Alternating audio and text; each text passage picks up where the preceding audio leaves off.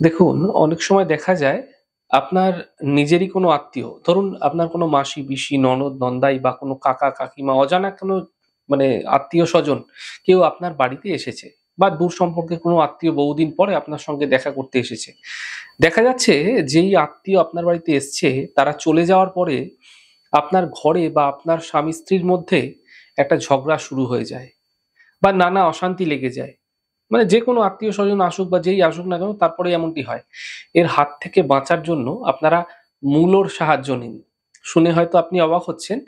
মূলো আপনারা কি করবেন, যেকোনো মন্দিরে আপনারা ব্রাহ্মণকে দান করুন এই মূলো।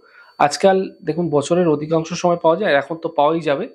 যদি আপনি এ ধরনের কোনো অশান্তি লক্ষ্য করছেন আপনার গৃহে, তাহলে মূলো কাউকে খেতে দিতে পারেন, কোনো গরিব মানুষকে দিতে পারেন, কোনো ব্রাহ্মণকে দিতে পারেন, কোনো মন্দিরে দিতে পারেন। সপ্তাহে যে মঙ্গলবারটি পড়বে প্রতি সপ্তাহে, সেই মঙ্গলবার দিন করে এই প্রক্রিয়া আপনারা করতে থাকুন। বেশ কয়েকটি মঙ্গলবার করুন। ১০-১৫টি মঙ্গলবার করতে থাকুন টানা। এই প্রক্রিয়া করুন, এতে গৃহে ঝঞ্ঝাট সমস্যা থেকে মুক্তি অবশ্যই মিলবে।